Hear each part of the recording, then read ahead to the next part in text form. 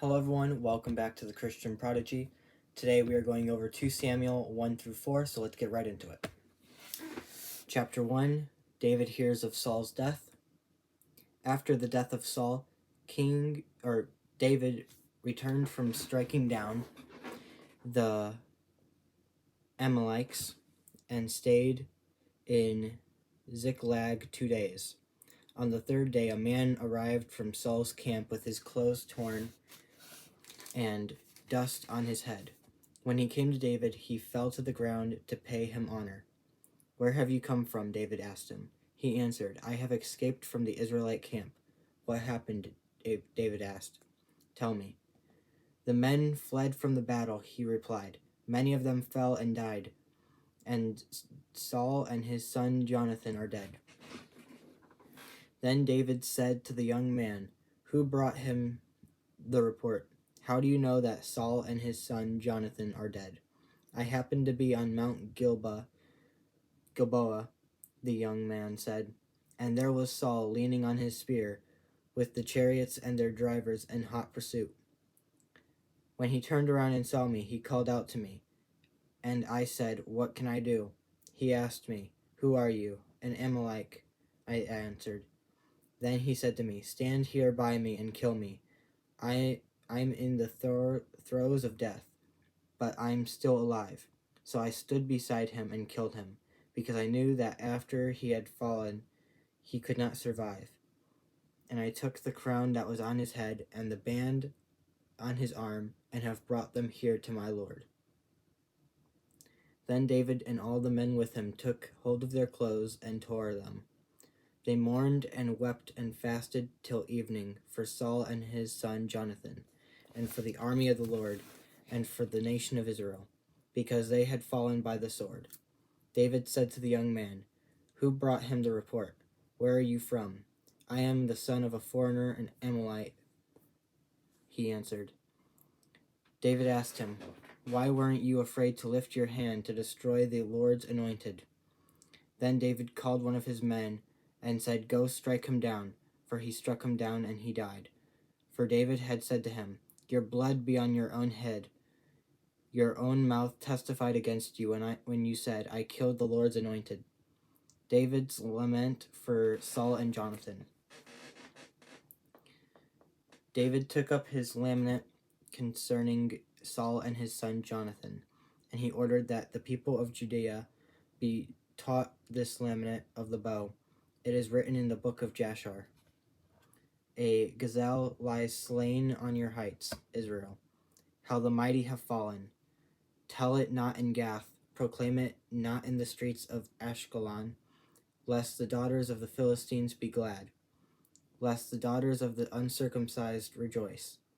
Mountains of Gilboa, may you have neither dew nor rain. May no showers fall on your terraced fields, for there the shield of the mighty was despised, the shield of Saul no longer rubbed with oil. From the blood of the stain, from the flesh of the mighty, the bow of Jonathan did not turn back. The sword of Saul did not return unsatisfied. Saul and Jonathan, in life they were loved and admired, and in death they were not parted. They were swifter than eagles. They were stronger than lions. Daughters of Israel weep for Saul, who clothed you in scarlet and finery, who adorned your garments with ornaments of gold. How the mighty have fallen in battle. Jonathan lies slain on your heights. I grieve for you, Jonathan, my brother. You are very dear to me. Your love for me was wonderful, more wonderful than that of a woman. How the mighty have fallen, the weapons of war have perished." Chapter 2, David anointed king over Judah. In the course of time, David inquired of the Lord, "Shall I go up to one of the towns of Judah?" he asked. The Lord said, "Go up." David asked, "Where shall I go?" "To Hebron," the Lord answered. So David went up there with his 2 wives. David also took the men who were with him, each with his family, and they settled in Hebron and its towns. Then the men of Judah came to Hebron, and there they anointed David king over the tribe of Judah. When David was told that it was the men from Gilead who had buried Saul, he sent messengers to them to say to them, "The Lord bless you for showing this kindness to Saul your master by burying him. May the Lord now show you kindness and faithfulness, and I too will show you the same favor because you have done this. Now then, be strong and brave, for Saul your master is dead, and the people of Judah have anointed me king over them." War between the houses of David and Saul. Meanwhile, Abner, son of Ner, the commander of Saul's army, had taken the son of Saul and brought him over to whoever.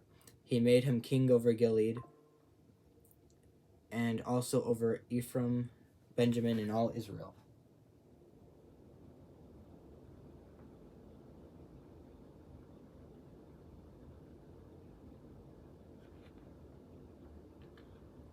The son of Saul was 40 years old when he became king over Israel and reigned 2 years. The tribe of Judah, however, remained loyal to David. The length of time David was king in Hebron over Judah was 7 years and 6 months. Abner, son of Ner, together with the men of Ish, son of Saul, left and went to Gibeon. Joab, son of whoever, and David's men went out to meet them at the pool of Gibeon. One group sat down on one side of the pool and one group on the other side. Then Abner said to Joab, "Let's have some of the young men get up and fight hand to hand in front of us." "All right, let them do it," Joab said. So they stood up and were counted off, 12 men for Benjamin and Ish, son of Saul, and 12 for David. Then each man grabbed his opponent by the head and thrust his dagger into his opponent's side, and they fell down together. So that place in Gibeon was called,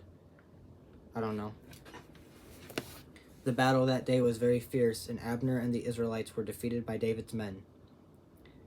The 3 sons of Zeruiah were there, Joab, and etc. He chased Abner, turning neither to the right nor to the left as he pursued him. Abner looked behind him and asked, "Is that you, Ashel?" "It is," he answered. Then Abner said to him, "Turn aside to the right or to the left. Take on one of the young men and strip him off of his weapons." But Ashel would not stop chasing him. Again Abner warned Ashel, "Stop chasing me. Why should I strike you down? How could I look at your brother Joab in the face?" But Ashel refused to give up the pursuit. So Abner thrust the butt of his spear into Ashel's stomach, and the spear came out through his back. He fell there and died on the spot. And every man stopped when he came to the place where Ashel had fallen and died. But Joab and Abishai pursued Abner. And as the sun was setting, they came to the hill near Giah, on the way to the wasteland of Gibeon. Then the men of Benjamin rallied behind Abner. They formed themselves into a group and took their stand on top of a hill. Abner called out to Joab, "Must the sword devour forever? Don't you realize that this will end in bitterness? How long before you order your men to stop pursuing their fellow Israelites?" Joab answered, "As surely as God lives, if you had not spoken, the men would have continued pursuing them until morning." So Joab blew the trumpet, and all the troops came to a halt. They no longer pursued Israel, nor did they fight anymore. All that night Abner and his men marched through the Arabah.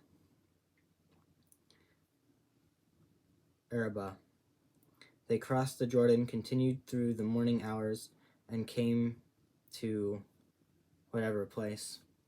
Then Joab stopped pursuing Abner and assembled the whole army, besides Ashel. 19 of David's men were found missing, but David's men had killed 360 Benjamites who were with Abner. They took Ashel and buried him in his father's tomb at Bethlehem.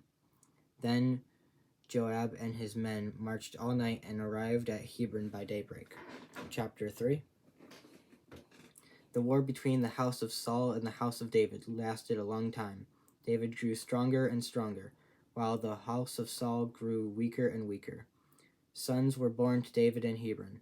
His firstborn was Amnon, the son of I don't even know. His second, Caleb. The third, Absalom.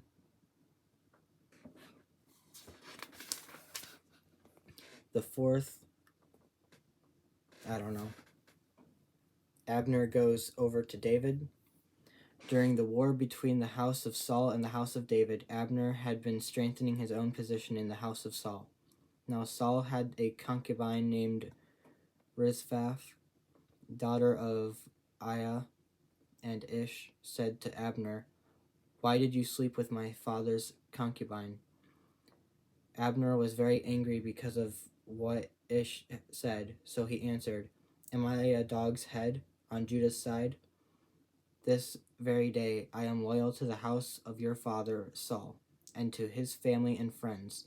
I haven't handed you over to David, yet now you accuse me of an offense involving this woman. May God deal with Abner, be it ever so severely, if I did not do for David what the Lord promised him an oath, and transfer the kingdom from the house of Saul and establish David's throne over Israel and Judah, from Dan to Beersheba." Ish did not dare to say another word to Abner, because he was afraid of him. Then Abner sent messengers on his behalf to say to David, "Whose land is it? Make an agreement with me, and I will help you bring all Israel over to you." "Good," said David. "I will make an agreement with you, but I demand one thing of you. Do not come into my presence unless you bring Michal, daughter of Saul, when you come to see me." Then David sent messengers to Ish, son of Saul, demanding, "Give me my wife Michal, whom I betrothed to myself for the price of 100 Philistine foreskins." So Ish gave orders and had her taken away from her husband. Her husband, however, went with her, weeping behind her, all the way to wherever. Then Abner said to him, "Go back home." So he went back. Abner conferred with the elders of Israel and said, "For some time you have wanted to make David your king. Now do it. For the Lord promised David, by my servant David, I will rescue my people Israel from the hand of the Philistines, and from the land of their enemies, from the hand of all their enemies." Abner spoke to the Benjamites in person. Then he went to Hebron to tell David everything that Israel and the whole tribe of Benjamin wanted to do. When Abner, who had 20 men with him, came to David at Hebron, David prepared a feast for him and his men. Then Abner said to David, "Let me go at once and assemble all Israel for my lord the king, so that they may make a covenant with you, and that you may rule over all that your heart desires." So David sent Abner away, and he went in peace. Okay, let's continue now. Joab murders Abner. Just then David's men and Joab returned from a raid and brought with them a great deal of plunder. But Abner was no longer with David in Hebron, because David had sent him away, and he had gone in peace. When Joab and all the soldiers with him arrived,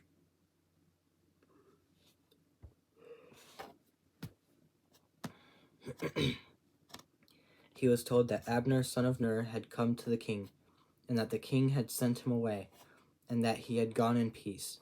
So Joab went to the king and said, "What have you done? Look, Abner came to you. Why did you let him go? Now he is gone.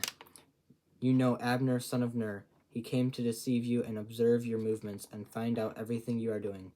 Joab then left David and sent messengers after Abner, and they brought him back to the cistern at Sirah. But David did not know it. Now when Abner returned to Hebron, Joab took him aside into an inner chamber, as if to speak with him privately, and there to avenge the blood of his brother Ashel, Joab stabbed him in the stomach, and he died.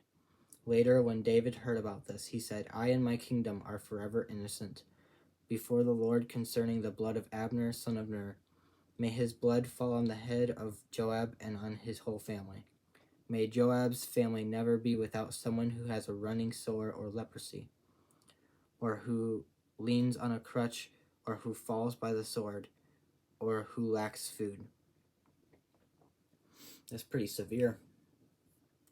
Joab and his brother murdered Abner because he had killed their brother Ashel in the battle at Gibeon. Then David said to Joab and all the people with him, Tear your clothes and put on sackcloth and walk in mourning in front of Abner. King David himself walked behind the bier. Then they buried Abner in Hebron, and the king wept aloud at Abner's tomb. All the people wept also. The king sang this lament for Abner. Should Abner have died as the lawless die? Your hands were not bound, your feet were not fettered. You fell as one falls before the wicked. And all the people wept over him again. Then they all came and urged David to eat something while it was still day. But David took an oath, saying, May God deal with me be it ever so severely if I taste bread or anything else before the sun sets. All the people took note and were pleased. Indeed, everything the king did pleased them.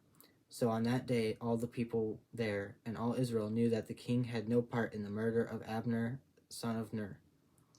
Then the king said to his men, Do you not realize that a commander and a great man has fallen in Israel this day? And today, though I am anointed king, I am weak, and these sons are too strong for me. May the Lord repay the evildoer according to his evil deeds. Chapter 4, Ish murdered. When Ish, son of Saul, heard that Abner had died in Hebron, he lost courage, and all Israel became alarmed. Now Saul's son had 2 men who were leaders of raiding bands. One was named Baanah, and the other Rechab. They were sons of Rimmon, etc. Jonathan, son of Saul, had a son who was lame in both feet. He was 5 years old when the news about Saul and Jonathan came from Jezreel. His nurse picked him up and fled, but as she hurried to leave, he fell and became disabled. His name was... I don't even know. The sons of Rimmon set out for the house of Ish. They arrived there in the heat of the day, while he was taking his noonday rest. They went into the inner part of the house as if to get some wheat, and they stabbed him in the stomach. Then Rechab and his brother Baanah slipped away. They had gone into the house while he was lying on the bed in his bedroom. After they stabbed and killed him, they cut off his head, taking it with them. They traveled all night by the way of Arba. They brought the head of Ish to David at Hebron and said to the king, Here is the head of Ish, son of Saul, your enemy, who tried to kill you. This day the Lord has avenged my lord, the king, against Saul and his offspring. David answered Rechab and his brother Baanah, the sons of Rimmon, As surely as the Lord lives, who has delivered me out of every trouble, when someone told me, Saul is dead, and thought he was bringing good news, I seized him and put him to death in Ziklag. That was the reward I gave him for his news. How much more then, when wicked men have killed an innocent man in his own house and on his own bed, should I now demand his blood from your hand and rid the earth of you? So David gave an order to his men, and they killed them. They cut off their hands and feet and hung the bodies by the pool in Hebron. But they took the head of Ish and buried it in Abner's tomb at Hebron. So that was 2 Samuel 1-4. I hope you guys enjoyed the video, and if you guys did, make sure to leave a like. If you're new, consider subscribing. As we close out of the video today, I would like to bring your guys' attention to both my merch shop and my shop. Now, Both of these I've been working on for quite some time. I started my merch shop, I believe, in 2021, something around there. And my shop I started just last year. Both have not been doing very well at all, but I figured I would bring it to your guys' attention. Both of them have great items that you might love and you may want. So the links will be in the description of the video for both of those. So if you're interested in what I might have on both of them, go ahead and check it out. Anyways, I will see you guys later. Goodbye.